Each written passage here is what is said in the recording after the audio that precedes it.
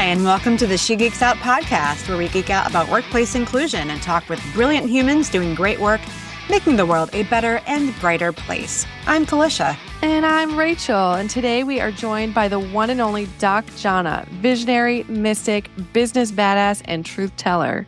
Known for shaking up the status quo in boardrooms and beyond, Doc brings a mix of spiritual clarity, radical honesty, and deep humanity to everything they do. This conversation's pretty big. We talk about personal evolution, breaking free from performative professionalism, and embracing leadership rooted in soul and integrity. We also zoom way out to explore why this moment in time demands a reimagining of work itself. So we've got systems crumbling, capitalism is cracking, and a lot of us are feeling the squeeze. But Doc offers a powerful invitation to lead with heart, not fear. Really excited for this conversation with Doc. But before we get to that, let's get into we it. need to get into it. Absolutely. So, oh my gosh. I mean, there's never a dearth of things to talk about. But I think the real question, Rachel, is like, do we want to be super depressed or not? No, I feel like our last intro was wild. So we're going to keep it a little bit tighter and a little bit less horrific. Because, I mean, the reality is we could just, there's no bottom. I know, the timeline's tough. This timeline's tough, but that's okay. We're tougher. But we were talking beforehand about some of the work that you've been doing lately. You've been facilitating some really great conversations with incredible clients. And there was one that we were just chatting about. So I was wondering if you could tell us all about it. Tell us a story. I would be happy to. So for privacy and contract reasons, I cannot share the name of this client, unfortunately, but they're pretty badass, and you definitely know that. But we have been working with this particular client for a couple years now. I love working with them. They are the best. And this particular program that we're doing with them is a 4 to 5 week session, essentially, where we are meeting regularly with a smaller group of folks. And it's not really like a train the trainer kind of approach per se, but the idea is taking people who aren't DEI practitioners. That's not part of their role day to day. It's not in their job title. They're not part of even necessarily like DEI committees. Maybe their company doesn't even have DEI officially at the company, but it's about helping these folks understand how to have conversations and how to hold space when they're having conversations around topics that come up in DEI related discussions. And so this was the second week last week that we were doing this discussion together. Great group. I really enjoy working with them so far. And I really like this topic because it's kind of both the what and the how, which is kind of fun. So it's not just, identity or things like that, but it's also how do you actually create trust and how do you build relationships with people when you don't work with them necessarily. So I told you beforehand, I was like, okay, I can definitely talk about what happens when things don't go the way that you want them to go. And that seems like that could never possibly happen. Never, always.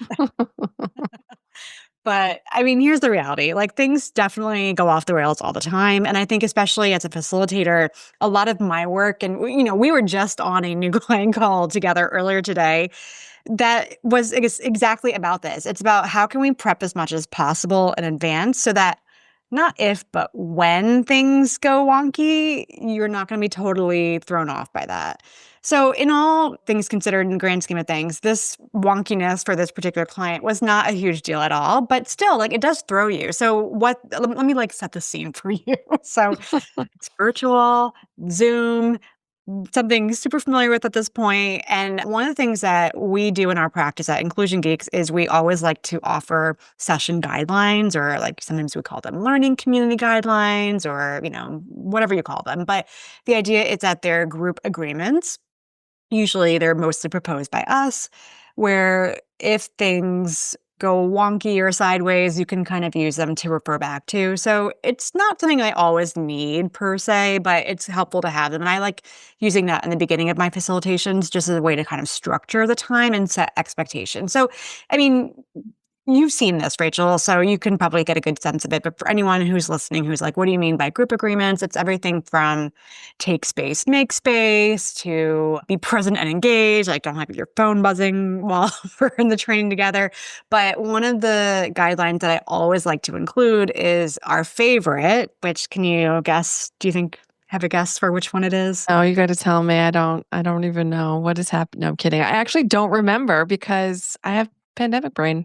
Oh, that's okay. We all have pandemic brain, but the guideline is embrace your awkward. Oh, of course. That's our like motto. I know. That's why I was like, Sorry, that was I know you know it, but it's okay. This was I not failed. meant to be a pop quiz for you. I do feel like I did fail. It's my You perfection did not. issues. You did not fail. Thank you. You learned, but I did.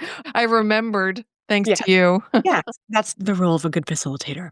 Anyway, so embrace your awkward, always use it because as I always say, like we're human beings, things happen. Sometimes the Wi-Fi goes out, sometimes like my cat tries to break down the door, stuff will come up. So what happened in this particular instance, it was more my fault than anything else, but I really enjoy sometimes playing around with again, the structure of facilitation, not just the content. So what I wanted to showcase to the group was different ways to get people talking in small groups together. So what I was drawing from was this really great community practice. They have a website, a book, all this different stuff. It's called Liberating Structures. And if you're a facilitator and you haven't heard about this, definitely check it out. liberatingstructures.com. It's really great. But one of the formats that they offer and propose to help you structure how you have your people talking with each other is a group structure called 1, 2, 4, all. And the idea is that you ask people to first reflect solo on a prompt. Then, after a small period of time, you put them in pairs. So that's the two aspect of it. So you put them in pairs together to kind of talk with the other person. Then, after the pair has chatted for a few minutes, then you match two pairs together. So then now it's four people. And then once the four people person group has chatted, then you bring them all back together and then everyone debriefs all together. So I don't usually do this because we don't always have the time or it doesn't always make sense. But I was like, I want to showcase this to the group because we're talking about the how, not just the what. I thought it'd be kind of fun. And while they were in their initial breakouts, I realized that Zoom has this fun new feature, at least new to me, where you can pre-plan your next breakout session while people are in the breakout session. And I was like, whoa, that's Oh amazing. my gosh, it's amazing. So this is my bad because I hadn't tested this out before, but I was like, this Oh, will obviously work perfectly. So I had them in their groups and their pairs, and I was like, perfect. So then I pre-planned the next session and I was going to I matched up the pairs. So everyone's in a little foursome. It worked out perfectly. And then I was like, perfect. So I'm going to now end the breakout session where everyone's in a pair group and it's going to automatically pull up and open up the new session with the foursomes and it'll just be seamless. Nope, that's not what happened. Everyone came back into my group and I was like off video and off audio. And I was like, oh, you're all back. Oh, hi.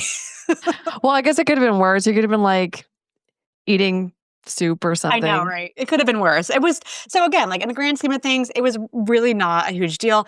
It did throw me for a minute because I was really not planning for them all to like suddenly be staring at me.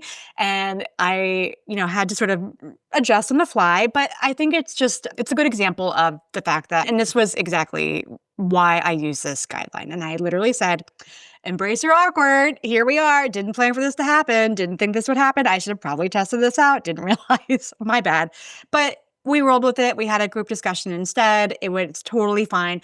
But I'm kind of glad it happened because it helped me also then model, even though unintentionally, how to handle things when, you're not necessarily expecting it to go wonky and you thought it would be really smooth. And for me, you know this, but I think our company culture is just too, like, I like to use humor and Yeah. sometimes the topics are really serious. So obviously we can't use humor all the time, but if you can sort of poke fun at yourself a little bit, I find that it just helps everyone, kind of chill out a little bit more. And Yeah. yeah, it happens. Oh, well, now I learned for next time, embrace the awkward.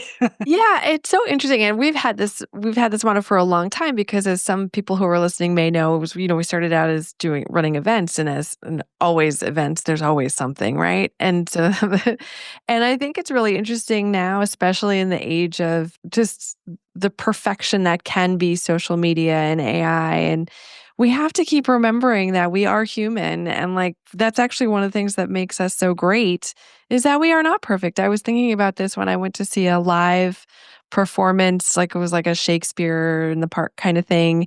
And I was thinking, wow, as advanced as AI could ever get, and we could have robots up there, right? The absolute peak of being able to reflect human emotion perfectly, right? But because we will know that those are robots, it will never hit the same as it would. And look, I am pro AI, not from the environmental standpoint and the destruction of all of the things. But I do think that there's a lot of incredible use to it. So I'm definitely not anti AI in the way that's a lot of other people understandably are. But I do think about like, what can it replace? And even in what you were just talking about, having mistakes happen is so beautiful. And I feel like we forget that sometimes. And I mean, I did it just earlier in this conversation, right? I was like, oh my gosh, I'm not perfect. I totally forgot a thing. And it's like, it's okay. I mean, look, right now AI hallucinates too, so and forgets things. But So it's true, which I just found out recently. I was like, "AI hallucinates?" yeah, I know. I'd love that that's what they call it I is know. hallucination. But, it's giving grace to ourselves when things go wild. And I think when we see it in other people, giving grace to those other people as well. Because I also think that there's something really powerful when you see someone else making a mistake. And I I do think there's just so much value in people recognizing it and being like, that's okay. You Yeah. made a mistake. That's totally fine. I make mistakes too. It's gonna be all right, you know? You know what it makes me think of too, and you're gonna laugh at this example because neither of us are parents, but it makes me think about how, like, when you have a little kid and, like, they fall down, they look to the parent or the caregiver Ugh. to sort of gauge how they should react, right? Like, Ugh. a lot of time and obviously, in both examples, work and child, like, there's extremes, so, I'm not going into those kind of extreme situations, but, like, if it's a minor little bump or a scrape or whatever, if you react and you're like, "Oh my god, you were hurt," like, if you're really upset about it, they will get upset more than they would have otherwise. If you're like, "Oh, Yes. that's too bad. Okay." Then You're fine. they're fine, And so I think that's part of it too, where it's like, oh, if I was to have like had, you know, a total meltdown and like, handled it differently, then it would have come over very differently. But if you handle it with grace and humor and a little bit of self-deprecation, then all right, whatever, you know? And you just gave me another thought, which is that this just goes right to the heart of the work that we do, like whether it's in the workplace or in personal life or in government, right? It is so much of how we are showing up in the world is a reflection of how our authority figures are showing up. And so when you have people who are in positions of power, whether it is a CEO or your manager or your parent or the president, how they are acting gives you permission to act that way. Yeah. And in fact, more than permission, it's encouraged. So when you see that, that's why it's so important when we talk about leadership and we talk about inclusive leadership. It is because it has such an outsized impact on the way people show up. So that's why it's so important to do this. Yeah. And so we all should be embracing our awkward and giving people more grace and being kinder and less mean, which is Yeah. why we love talking with Doc because Doc gets it. Oh my gosh. I am so excited for folks to listen to this because I will tell you, I have been thinking about this interview since we recorded it and Same. can't wait to re listen to it myself. And there will be a part two. Absolutely. So I guess let's not hold off any further. Let's get into it. Welcome to the Yay. show, Doc. All right. So excited for this conversation. Our guest today is Doc Jana. Hello and welcome. We've already fangirled off the recording, but we'll probably do a lot more on recording too. We're so excited to have you here today, and we would love to just hear everything. No, no pressure, just everything. Go. So good to be with you. Thank you No so much for the pressure. invitation. Well, let's start at whatever beginning you'd like to start with. One of our favorite ways to start off with our guest is asking, what's your origin story? So, what is your origin story? Oh my. I think it all starts with being an army brat. So I was born in El Paso, Texas. On Fort Bliss was the base, and I was right on the border. And so I had access to Spanish really early. I have no claim to Mexican or South American heritage, but I spoke Spanish pretty much before I spoke English because of friends and babysitters in proximity. And then my parents were transferred to Germany. And they were like, well, you already speak two languages. What's a third? And they threw me in the back of a German school classroom. So by the time I was, goodness gracious, 8, 10, I was trilingual, multilingual, and I was dreaming and thinking in first Spanish and then German. And the proximity to culture, right? There are things that you can't learn about a culture unless you speak its language. And so those were the really formative years. And then I say I came of age in New York, which is where my mom is from. So when you combine we know there's so much to say about Texas, but you can take the non-binary person out of Texas, but you can't take the Texas out of the non-binary person. So I'm big and bold and bodacious because Texas. Germans are about the straightest shooters you'll ever meet. Is just no veneer, no bedside manner. And it just is what it is. So I got that kind of directness from Germany. And then coming of age in high school in New York, and my mom's from Queens, like, don't mess with me. Please don't do that. Please don't do that. So when you combine those three cultures, you get a human being who is just, I recognize this now as a superpower. I am unfuckwithable. I am really not concerned with other people's opinion of who I am, where I am, or what I'm doing. And it gives me such a beautiful life force and light force in this case to move through the world with. I'm perpetually working on healing and strengthening myself. And I want the kind of liberation that I inherited, that I discovered for every single person I encounter. Oh my gosh. Preach. Thanks. And also same. And I'd love to just continue on a little bit more with the origin story too. So you got into the work, the DEI space, and then you've had this beautiful transition into this new space. Can you talk a little bit about that, how you made that transition from this experience in New York to this? Yeah. So my mother is one of the early trailblazers in DEI.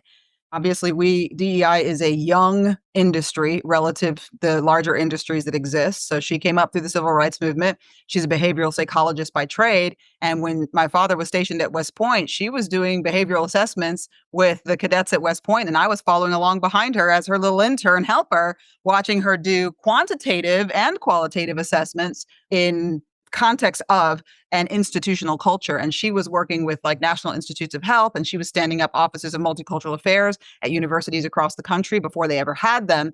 So I came to my trade the same way that most people on earth do. I did what my parents did. I did what my mom did.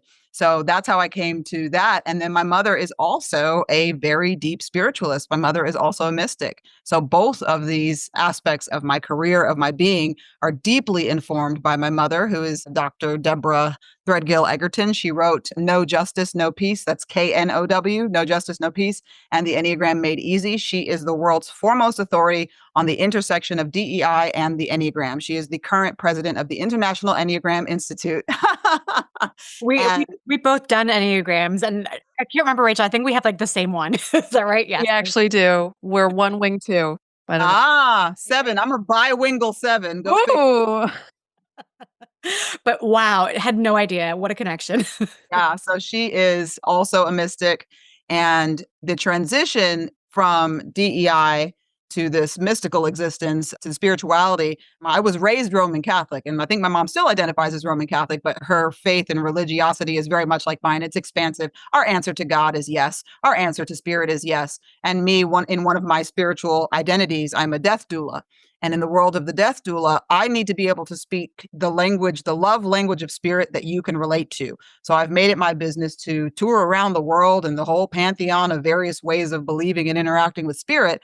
And I'm comfortable with all of them. And so that creates a very wide opening, a very wide berth for me to engage with humanity in a way that's non-judgmental. And again, back to the origin story of when we were living in Germany, if my dad wasn't on call, he was a pediatrician, adolescent specialist. If he wasn't on call, we were on a plane or we were in a car, we were crossing borders, we were seeing new cultures. So there is nobody on earth that can tell me that the differences between you and me, while beautiful, that they don't pale in comparison to the similarities.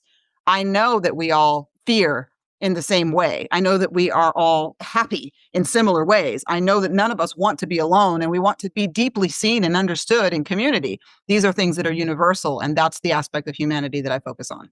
Whew, my goodness, there's so much to unpack here, and it's so fascinating. For our listeners, some people might be familiar with your work. I know for me, I think one of the first times I encountered you was through your book, Subtle Acts of Exclusion, which was, still is a hugely transformative piece and something I refer to a lot in my own practice. And I'm loving hearing because originally I had thought maybe that your path was a little bit more linear. Like, okay, you started here, inclusion work, DEI, then you moved into spirituality. But now, obviously, that's not the case. It's really been embedded in you from the very beginning and even beforehand. You mentioned being a death doula, and that's maybe a bit of a tangent from where we are going to go with our conversation. But I want to touch on that a little bit more because I've only personally recently become aware of that as I guess, a field or a practice. I live in a really small town in Western Massachusetts, and our newest poet laureate is actually also a death doula. And so I literally just heard of this terminology like a few months ago. Is that something that was part of this sort of exposure that you had through your mother, or how did that come into your own practice?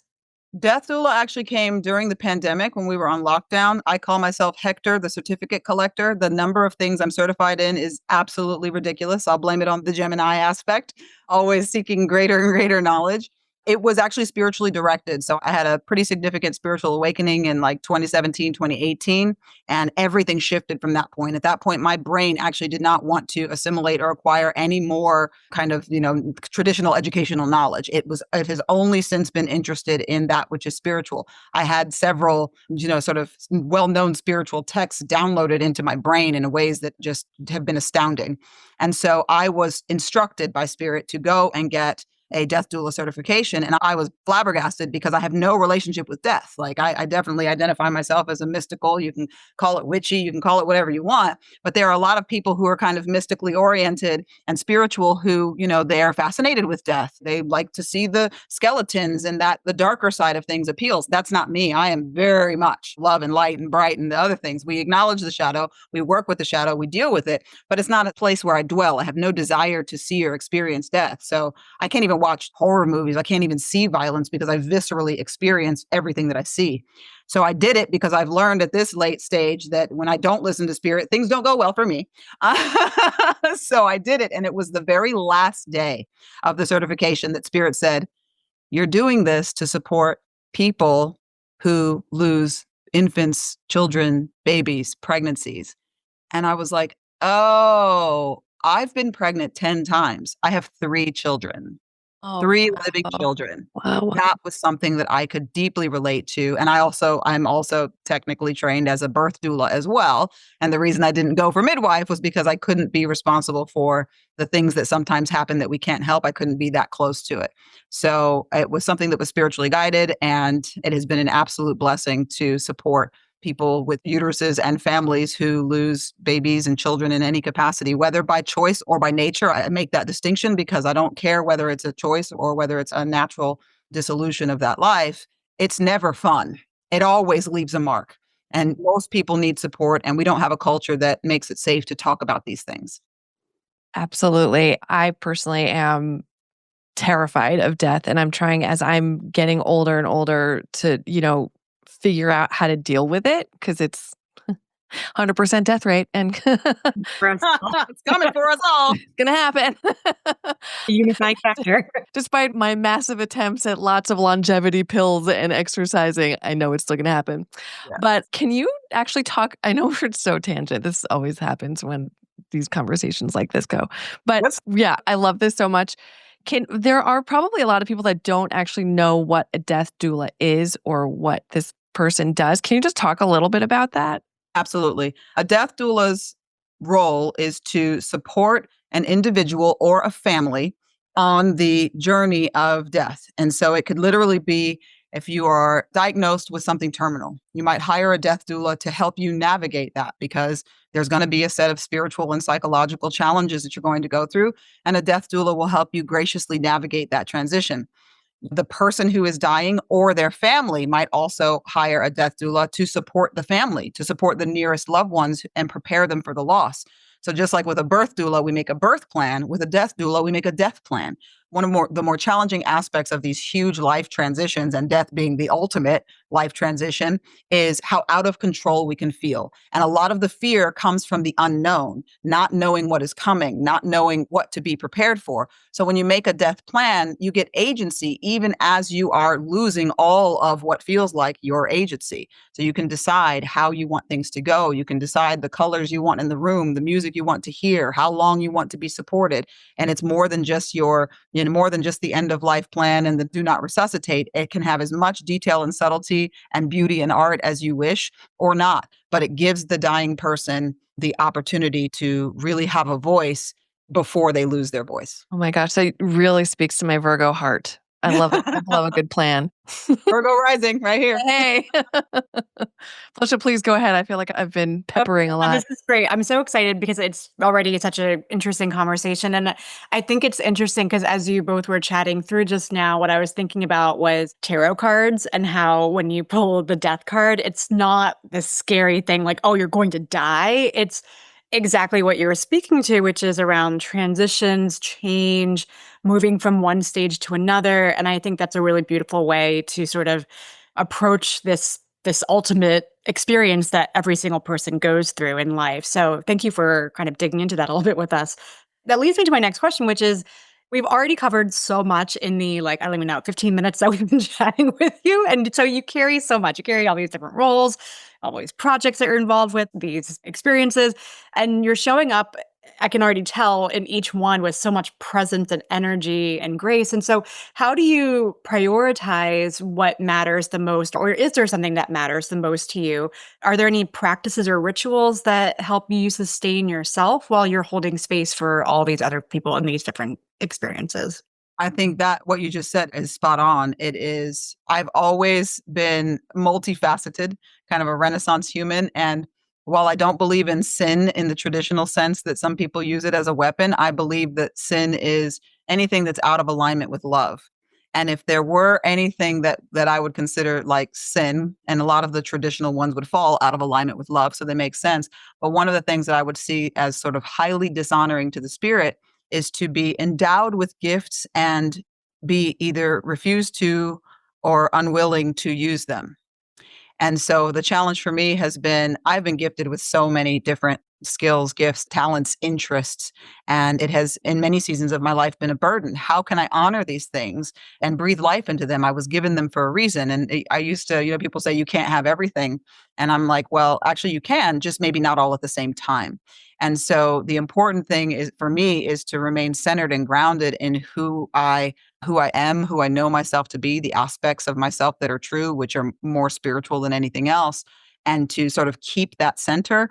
And really it's a profound experience in listening to my higher self, in listening to my intuition, and being willing to take great risk when it feels like something is the appropriate thing to do. Like I have yet to date, I've never charged for death doula services because Spirit has kind of made it clear that's not a thing that we'd necessarily charge for. When the time travel experience was first downloaded into me as a healing modality during the pandemic, I was given the healing modality and told not to charge for it. And I was like, okay. And I was told precisely when and how I could eventually monetize that as part of my offerings. So it involves a lot of really profound listening, and not only listening to the self, but also there's a dance that's happening with my most intimate community and then in concentric circles outside of there. So I pay attention to what the world needs. Like at some point I went viral on social media and started to gain a pretty substantial presence. And I remember some of my younger social media savvy friends were like, oh my God, you did the thing. You went viral. Now you got to post all the time. And I was like, no, I don't. I absolutely do not. I am not going to post just to post.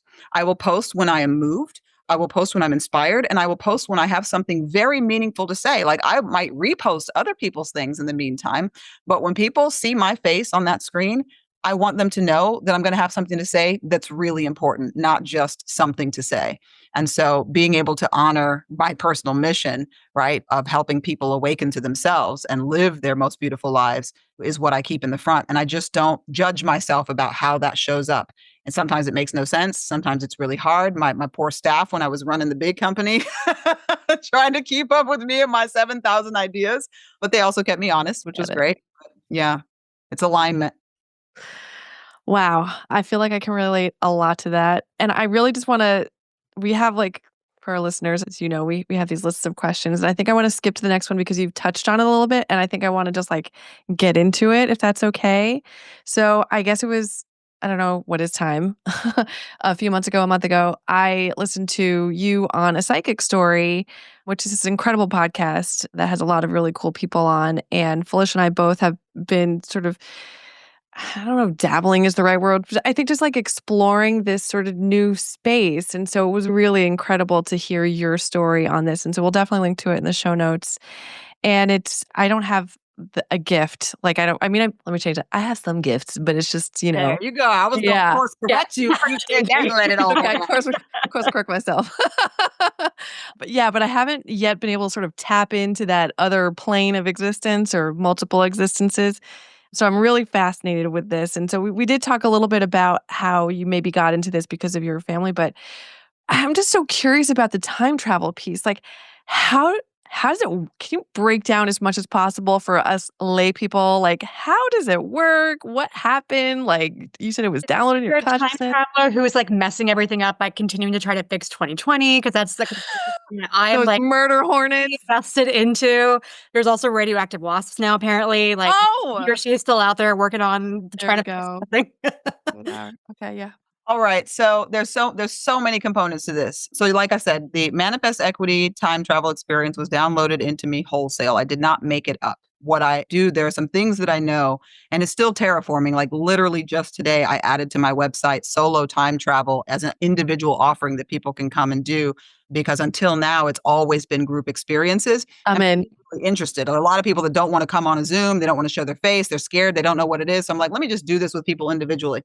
So the first thing I have to say, and I think I might have said this on the other podcast, is that I did not understand when I was young that I was living in multiple timelines. Like I have access to past, present, and future all the time, and I used to mix them up. I didn't understand just I didn't understand what was happening. Now I get it. So it is a deeply lived and deeply felt thing.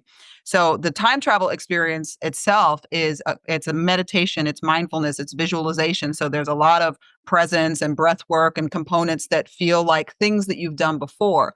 As far as the experience itself, it touches a little bit on maybe like internal family systems, because depending on which one we do, you might actually interact with yourself. So that's going to be a part of yourself or a version of yourself.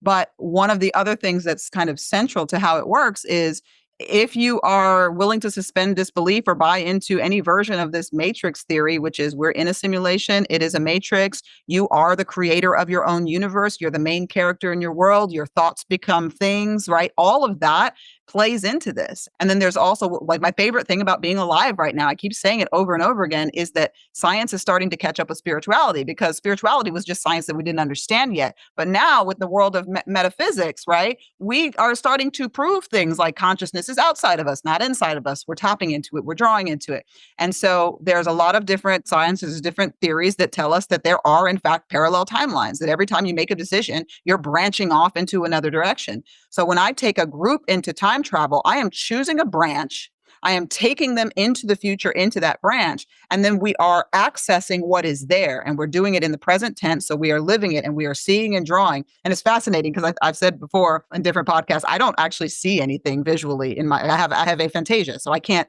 make a mental picture. I can take you on a guided journey, but I can't make a mental picture. But some people, when I take them there, they see it and they name what they see. And part of it is an aspirational heart thing. You know how people say, if it's on your heart, then it's yours to have. The reason you crave it and want it so bad is because there is a you somewhere in a parallel universe that already has it. That becomes true when you switch into the timeline. You access the timeline, and the parameters that Spirit gave me for the healing modality that is the group version is, once we get to 2035, we have solved for X. We have solved for whatever it is that is plaguing us now, whatever is wrong, broken, bad, undesirable. We've solved it. And all we're naming is what we see. We can talk about how it was solved, but we're seeing it in the aspirational. And then the last component of it is that there's nothing about our current situation right now that is an accident. All of this was designed by people who weren't trying to create inclusion for you or me, right? Whether it is because of gender, sexual orientation, race, national origin, spirituality, it doesn't matter. We were not centered in that. So when we travel collectively into that aspirational future, we are centering, frankly, everybody, but most certainly those who have not been centered before. And the thing that blows my mind every single time is I have taken thousands of people from all over the world. Only place I haven't seen anyone from is Antarctica. I've taken thousands of people from all over the world, and to a person, we are all seeing the same future. That tells me something. In our heart lies an aspirational future in which we are all thriving, in which scarcity is no longer manufactured, right? In which wellness and health is something that is accessible and abundant. It is absolutely exhilarating. And that's why I keep going back, because I'm like, I don't know about 2025, but take me to 2035. It's great. Here for it. I'm like, can we just time travel with you after this is over? Because like, let's get to 2035 in a better place because I'm ready. And it was so wild because I didn't even pick the year. That was the year that was given to me. And I didn't know that had spiritual significance. I didn't know that there were prophecies and that there were things that were foretold. Just like right now, the age of Aquarius, Pluto and Aquarius is something that is power to the people. This is time for revolution. This has always been in the stars. 2035 is in the stars as something that is supposed to be vastly different from where we are now. I had no idea about that when it was given to me. That was the date I was given, and that was the date that I went with. That's so fascinating. So Rachel's a Virgo. I'm an Aquarius with a lot of Virgo tendencies. I don't actually know. I gotta figure it out. Such a strong Virgo energy, Felicia. But I'm here for the age of Aquarius 100% in all ways, facets, and forms. But I find that so fascinating what you just said about all these people that you've had these experiences with and worked with through this time travel and how we're all accessing this same vision. And so I guess like, is there anything with this collective future vision that you've heard or felt or seen that ties back to right now in 2025? So, that's a 10-year difference that obviously we could probably spend hours and hours just unpacking all the terrible things that are happening right now in the midst of beautiful things as well. But like, is there anything about our moment right now that you have like learned, I guess, that we could be doing something to get to that? Absolutely. Yeah. Yeah. Yeah. So right now, like personally, in this precise moment, I do not know a single person who is not in the squeeze. I don't know anybody who is not going through something that is so deeply profound, painful, transformative, pick your adjective. People are going through it. Okay. And the world, the sort of collective consciousness, our societies across the globe are experiencing something also that is deeply transformational, painful, right? Revolutionary. And the thing that we need to do, and it's shown up in many of my sort of inspired and sort of downloaded social media posts, is that we have to focus on the aspirational. We have to focus on the hope, like feel the feels, mourn the losses, but we are being actively programmed into fear. We are being programmed into submission. And the more we stare at the news and the more we lament what is happening, the less effective we can be at shifting the tide. They need us to be despondent. They need us to be depressed. They need us to be broke on the wheel of capitalism and debt and poverty. They need us to be sick. And so it feels to the empathetic heart cruel and unkind to look away from what's happening in Gaza, to look away from starvation, from poverty, from the incarceration and the concentration camps being built in American territories and people being sent off. Human trafficking is what that's called, right? It seems like it is a terrible, irresponsible thing not to look. And it's not that we don't look, it's that we don't stare. You must look, you must know, you must put whatever energy you have to give. And I don't mean we cannot sacrifice ourselves on the pyre, right? But if what you have in abundance is money and you can finance the cause, if what you have in abundance is time, then give some of your time. If what you have in abundance is stuff around your house that you can donate to the folks who need it, then donate the stuff. Identify where you have excess, channel that energy in, and then focus on what you are building and adding into the world that is an expression of your love and your creativity and your hope.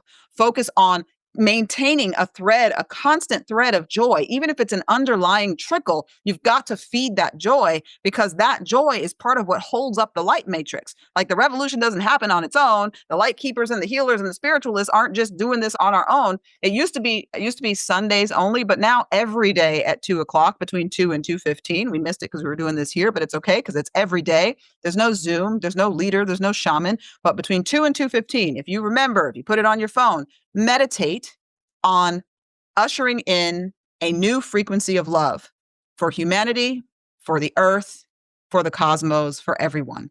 And there are thousands and thousands of people all over the world that are doing this. And that energy matters. Whatever it is that lights your fire, if it is painting, if it is dancing, if it is knitting, if it is crocheting, it doesn't matter what it is. If there is something that lights your little spark that just makes you happy, I mean, it can be digging in the dirt. That is sacred activity. You're grounding, you're connecting to Mother Earth. You've got to do that. Like, you got to do that now. It's a matter of urgency. It's because your wellness is connected to all of our wellness. And like, there are too many people right now who don't have access to any of the joy, right? They have to find a light from within so that they can just not die. They don't have the excess in any arena. Those of us who have it anywhere, even as we are transforming and burning and doing all of the things and being in the squeeze, we maintain that joy however we can, because it really does matter. That is what shifts the tide, is our hope and our love. Well, it's been lovely speaking with you. I think we did it. No, I'm kidding. That's amazing. Or just like off to meditate and like put my energy out there. I did have a quick follow-up question, if that's okay. Do you mind? Yes. So this is a question that I've actually asked a lot of people, but it's so timely given what you were just sharing. And so I'm like, for anyone who's just listening and is not watching later on, like I was aggressively nodding through everything you were just saying because Same. that was so powerful. And I'm so here for all of it. And my question is, I continually wonder about the balance of like, I don't know what we want to call it, like work or activism or revolutionaryism or whatever it is versus joy. Because both for myself and collectively, I wonder if sometimes like we're tipping too much into being like, oh, well, I have to tap into the joy because of everything you just said, which I don't discount at all. But then if we don't balance it with like the giving and the work and the donations and whatever else it might be, then that seems out of balance. I'm just curious, like how you've seen that or what you think about that kind of like, back and forth there. There is no have to, there is no should, right? There is, honestly, for each of you and me, there is only your singular experience, right? What you're experiencing in your matrix is actually very different from what I'm experiencing in mine. I am the hero in my story, and I'm choosing my path, and everything that's unfolding around me looks different. The more you stare at that stuff that is awful, you're going to actually get more of it. You're going to feel more of it. There's a difference between what you're talking about as the balance of that sort of spiritual responsibility, but it's also spiritual responsibility, right? You have a spiritual responsibility to understand that we must exist in community and take care of each other, but you also have a spiritual responsibility to cultivate your joy so that you have the power, the fire, the joy and love to give into these situations. So yes, there is a balance, and there's a difference between that balance and there is unfortunately a critical mass of energies that are denying that it's happening, that don't care that it's happening, that are signing up to wear masks and make it happen, right? So when you've got energies that are part of the problem, either through direct action that is harming people or through abject denial that anyone's being hurt or that it matters at all, that's a very different balance. That balance is problematic because they're being part of the problem, and by pretending that it does, because those of us who are accepting the spiritual charge, the spiritual call of cultivating our joy and contributing where we can. You must absolutely not martyr yourself for the cause. You are no good to us if you are depleted. You are no good to us if you are giving everything that you can and then you've got nothing left, because where do you end up? You end up in the low vibrational field and you actually end up contributing to the other side. You cannot do that. And so the folks who are in denial or who are actively harming the rest of us, all of us, because when we harm one of us, we harm all of us, that is energy. I mean, we wrote them into our play. We wrote them into our thing. It's part of what is required.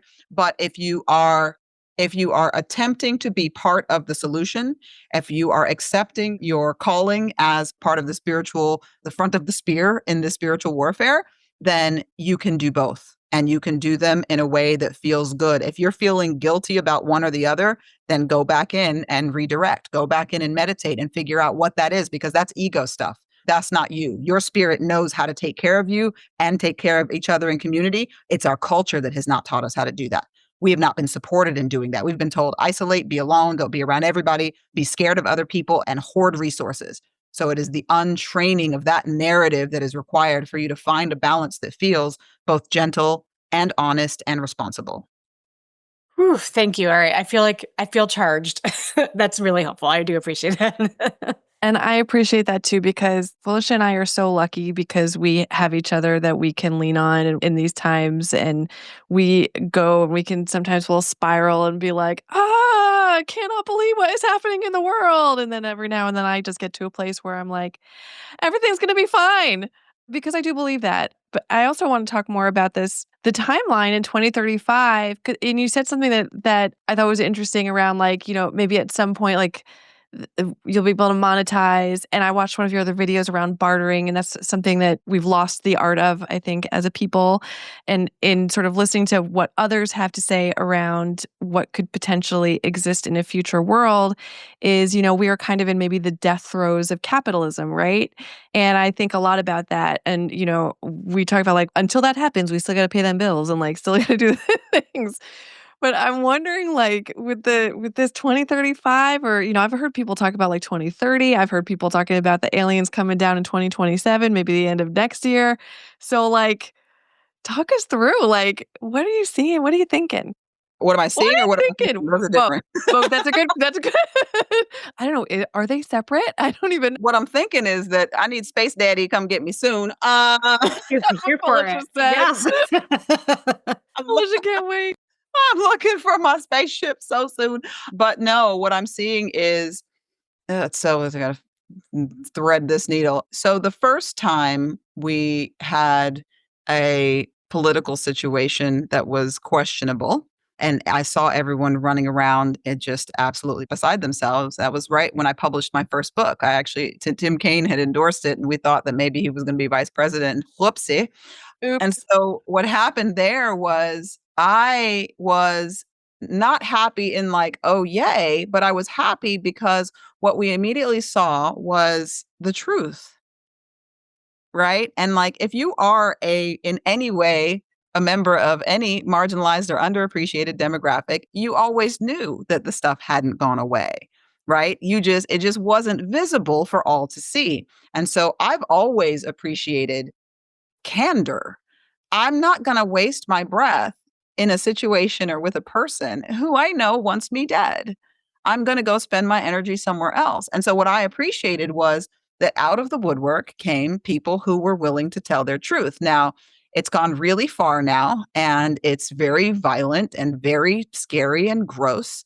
However, we will never be able to deal with the scars of the world we've created until we can put everything on the table and say, here's the truth of who we have been as a collective humanity. And we must reconcile. I don't know if we can reconcile. We were never conciled in the first place. So we must concile to begin with.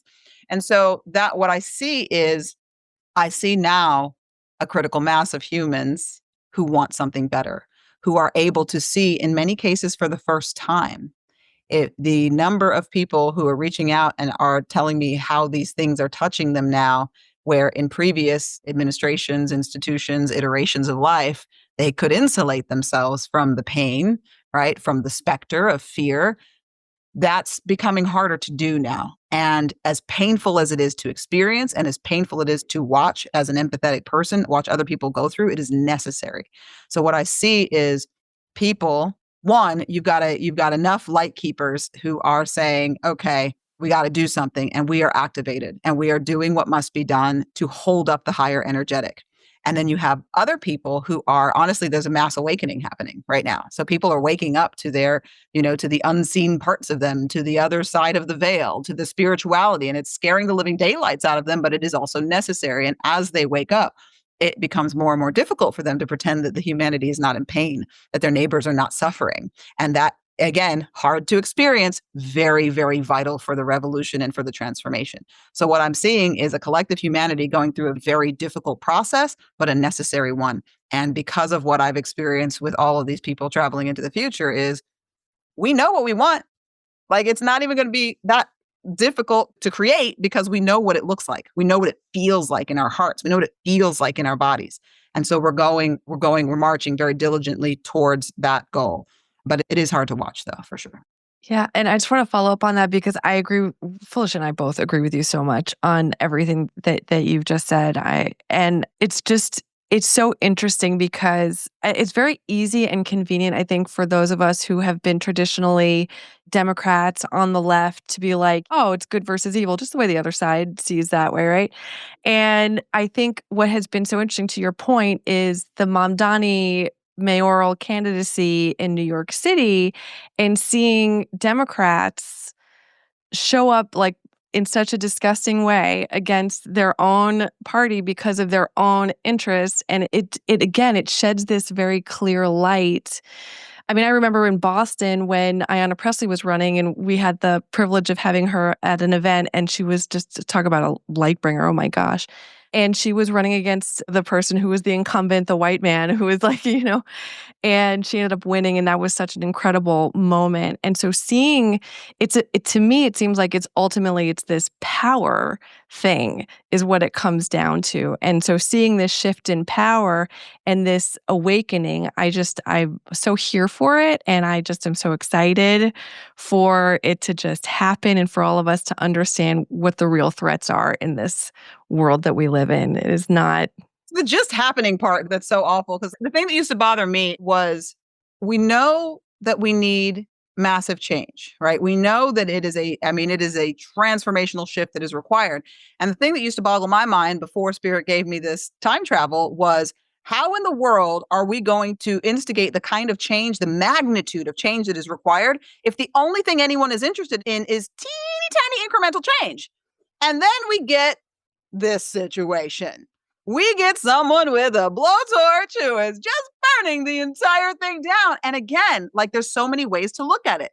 I could be sad about that, but no, I'm going, oh, thanks. Now I understand, because you're going to take the whole thing apart and we will have no choice but to rebuild it. And what I can tell you is that there are enough people who want to rebuild it in a good way, in an equitable way, that we can actually accomplish that.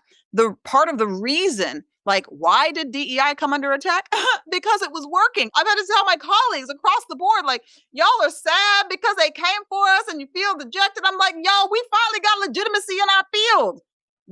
It's just like you don't sue someone who doesn't have anything. You don't come for an industry that isn't winning.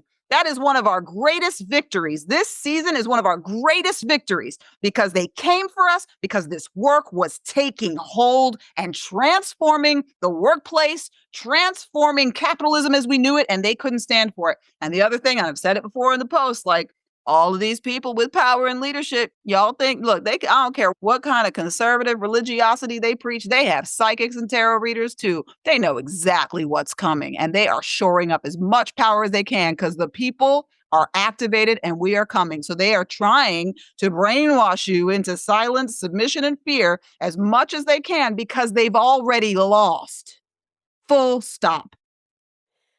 Yeah. Oh my gosh, that's so powerful. And yes to everything. And I think that's exactly it, right? It's like, okay, without even talking about what's going to come next for all these folks, because who knows, but we can certainly speculate. It's so true. Like, they're trying to hang on to whatever they can now while they can, because they know that the tide is turning. And so, like, oof, that's just like really spoke to me. And Rachel and I talked about this a lot too, about like how it is, with the thing she referenced just now, like, it's such a blatant power dynamic. And that's why, like, for me personally, I got so angry about it, because I'm like, it's not about political leanings, or are you a good person, or are you old or young, or any, like, Gen Z, millennial, whatever it is. It's nothing. It's literally power and money. And it's so gross when you see it blatantly laid out in front of you in this way. And I think that's part of it, right? Like, we're going through this time of transition, and something we have been talking about a lot, at least this year, if not even last year or years before, is about this idea of like change and transition, and linking it to this idea of birth. And, I think for your roles with like both the birth and the death, and how, again, it doesn't have to be good or bad. It just is. And birth and I've never given birth, and Rachel hasn't either. We're both cat moms, no human children. But my understanding is, like, your body transforms. It can be painful. It can rip you apart. It can be beautiful. It can be all these different things. But at the end of the day, you're transforming into somebody new at the end of it. So anyway, oof, I'm like experiencing a lot right now. There is a resource that I am going to have to find and send to you offline. I can't remember what his name is. A professor was giving a talk in some Scandinavian country, and it was the most profound analysis of what is happening when we look at like the oligarchies and we look at the power structures and what they're after. And the thrust of it was, people are trying to make sense of it, and you'll never make sense of it. There is no logic here. It defies all logic. He said, unless you look at it from the perspective of the ancient gods. If you look at the Norse gods and you look at the gods of old, these people, if you think about how the ancient gods used to be buried with their mistresses, their wives, their pets, their gold, their hoards, their fortunes, they took it all with them because they thought in the next life they would have it, and then it was theirs and they could keep it, whatever. The people who are in power now, they think that the earth is their domain. They think that we are their slaves. They think that all of it is theirs, which is why they're willing to take down the entire planet and harm anyone necessary in order to store their hoards and take it with them. And I was like, that's the first thing that has made any sense, because not some of these people are stupid, just genuinely. Then I don't mind. It's not nice to talk about intellectual capacity, but some of these people just aren't firing on all cylinders and have too much money and power to go with it. But some of these people are brilliant, and they are making choices on purpose, on purpose. And when you look at it through the lens of, I am a powerful God and all of this is mine, I can do what I want with it. I can take it. And if I'm going to die, so are all of they. And so is it. That's the most sense anything is made. Well, I want to talk a little bit about that in relation to work. I do want to bring that back because I cannot believe what time it is already. Literally could talk to you for like 15,000 hours. Oh my God, we're going to have a part 2. Awesome. Oh my God. I mean, if you're up for it, we have so much more to talk about. Yes.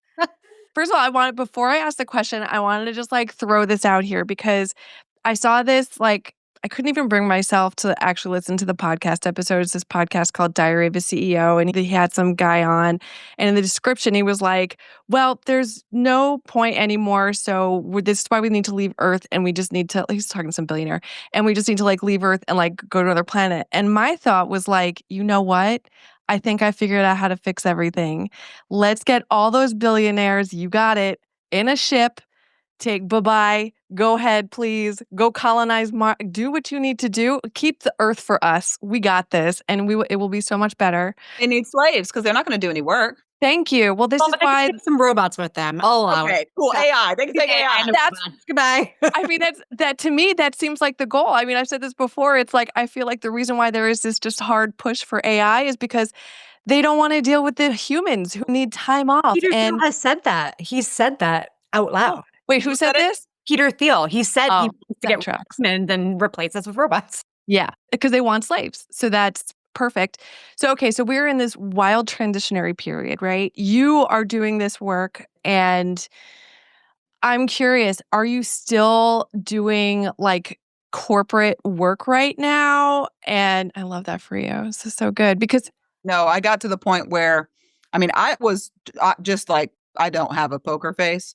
I was burnt out on the work ages ago. I was burnt out of spiritual awakening season, 17, 18. That's when I was burned out on the work. And then the thing that got me was I just kept looking at the universe and being like, why did you have me write like 5 books in 4 years? Like I didn't have authorship as a goal. Like it was just that I channeled all these books and I'm like, why? And then 2020 happened. George Floyd was murdered. And I was like, oh, you want me to be in a particular position as the world is grappling with this really painful thing that I can help with. Okay. So I buttoned up my socks. I don't have socks. I don't have buttons on my socks. I buttoned up my socks.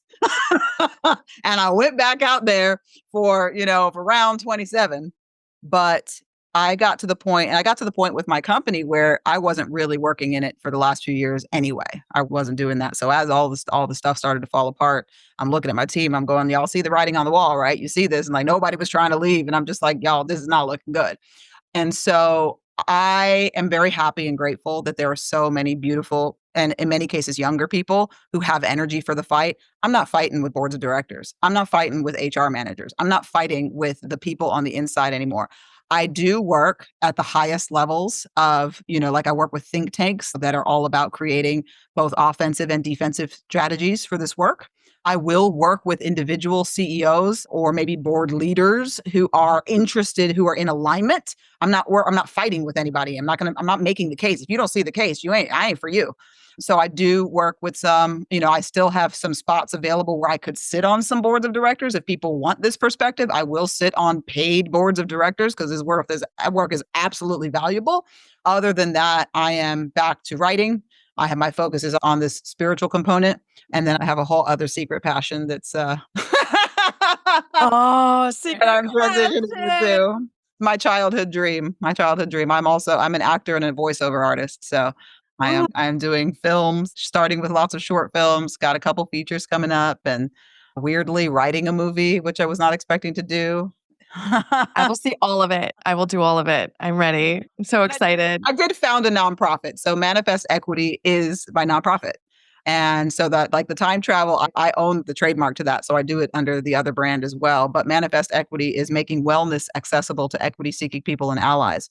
So Manifest Equity, I'm using the nonprofit model because we're subsidizing healers and healing so that the people who are, when I look at what's happening, it is the people most at the margins who are kind of hurting the most because there's like just so much less support for them. And then I think about how I've been able to sustain with acupuncture and massage and sound healing and all these different things. Most people who need it can't get it or don't even know about it. And so I'm helping wellness practitioners, expand their businesses, creating a fellowship program that allows them to not charge people who need it, to make it very either no cost or low cost accessible, and to continue to build a thriving, compassionate model of business that always makes room for the people who otherwise couldn't do this for themselves. So pivot, but still wears diversity right at the heart of it. Oh my goodness. We have so many more questions, but we do not have time to get through all of it. So maybe what we can transition to, no pun intended, is you touched on a lot of things just now, but what do you feel is lighting you up the most at this moment in time? Is it a practice? Is it a project, like you mentioned, the voiceover work or the nonprofit work? Is it just a way of thinking? Is it something else? What's kind of really giving you joy in this moment? So one, I am actively fundraising for my nonprofit. If you go to my link in my bio, I don't know if it's in my link in my bio, but if you go to manifestequity.org, there is a donation page there. And because I keep coming across healers who just think this is a great idea, one of the things that we're including in the fellowship is the time travel fellowship. We are certifying people to do this. I can't be the only one that's offering this magic. And so the time travel is the centerpiece of my universe right now, both my own practice and then figuring out how to scale this through the nonprofit to make it accessible both to practitioners and help them stand their own business up around it, and also to the people who need it. So if you want to support the nonprofit, please donate there. And if you're interested in solo time travel or any of the other myriad offerings that I have, definitely check out tiffanyjana.com. There's so much there for you. Oh my gosh. I am so excited. Is there anything we missed before on this particular one? Because obviously we're talking again. We're doing part two. I mean, We're like besties now. oh my God. Like, my God. don't even say that. Joy right now. Woo! Don't even mess with me right now. Wait, so Boston, and where are you, Rachel? I'm in San Diego. San Diego. Okay. So Yeah. I collect my besties around the world. And like when I'm in town, just know that you're going to get a heads up. That's all. Well, our buddy Cindy, she speaks with angels, she communicates with angels. And so she kind of opened my eyes to all of this beautiful world. And Felicia, when she was out here, and I just feel like San Diego is just like a hotbed for all of this. Beautiful. I was moving to California April 2020, but I got a pandemic instead. So I stayed here because I was like, do I want to be in Los Angeles during a global pandemic or a sleepy little town with the only doctor governor in the country? I'll stay here, thanks. Yeah, totally fair choice. Doc Jana, thank you so much for spending this time. Cannot wait for part 2. Yay. Thank you so much for having me. It's been a real treat. Woo! I cannot wait for part 2. So excited. Same. A lot to share in part 2. But we did it. We hope you enjoyed listening as much as we really enjoyed having that conversation. Yes, thank you so much for listening. Please don't forget to rate, share, and subscribe. It makes a huge difference in the reach of this podcast and by extension, this work. So visit us on YouTube, Instagram, and LinkedIn and sign up for our newsletter at inclusiongeeks.com/newsletter to stay up to date on all things Inclusion Geeks. Stay geeky, friends. Bye.